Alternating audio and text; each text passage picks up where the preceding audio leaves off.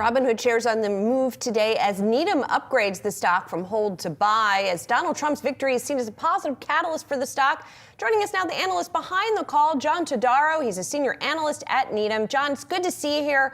So walk us through, you say that you expect some changes coming from the Securities and Exchange Commission that then could directly benefit Robinhood. Walk us through what you expect and what it could do for the company. Yeah, sure. So Robinhood's going to benefit here. We view it in two ways. One, the pro-crypto regulation that's coming, and one that's just changes at the SEC, and then also the broader positive regulation from the Trump administration. And so I think what is important within that, though, is for folks to realize that you're really kind of getting two turns of the wheel in terms of positive regulation.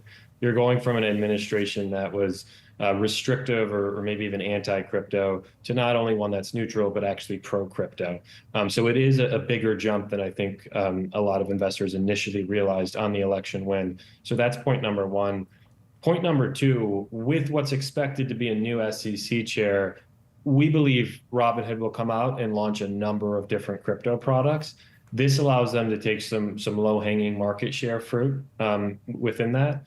And then also a key point of those crypto asset listings, we expect Robinhood to launch a lot more meme tokens. And that is a part of the crypto economy that's been growing a lot. Meme crypto assets are traded about 3 to 5 times more than large cap crypto assets. So we do think platforms that can launch trading pairs within that should see outsized volume. And we all remember in 2021 when Robinhood had GameStop and AMC, and they saw a lot of volume from meme stocks. We think they could do the same thing within crypto. John, when you say you expect this administration to be more, generally pro-crypto, just spell that out for me, John. What does that mean just in terms of actual, specific policy you might expect? The biggest one is going to be changes at the SEC. So I think kind of front runners right now would be Hester Pierce, who's a current commissioner. She would obviously be very favorable for the crypto industry, or Dan Gallagher, who's the current chief legal officer at Robinhood. So either one of those would be very positive for crypto. And then the other pieces, you could see stablecoin legislation that gets done. That would be down the road. That would be positive for crypto broadly. But what we think the biggest thing near term is just the changes at the SEC.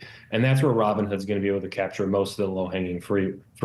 The down the road legislation, that's a positive that is more likely to get done now with Republican control in Congress. But the main part is those SEC changes.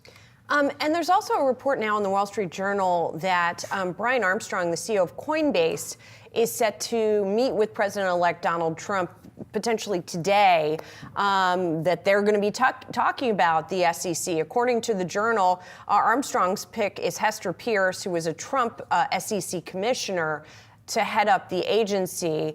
How big would that pick in particular be if it did indeed end up being Pierce? Yeah, well, exactly right. That's one of the names I just mentioned. And I think if she is picked, that would be very positive for crypto. We put out a note recently, right after the Trump election, where we diagrammed a wish list of kind of pieces getting done. And one of them was Commissioner Pierce getting appointed. I actually don't think you could have a more pro-crypto person who obviously also understands securities laws and the markets. So I think she would be pick number one, if you will.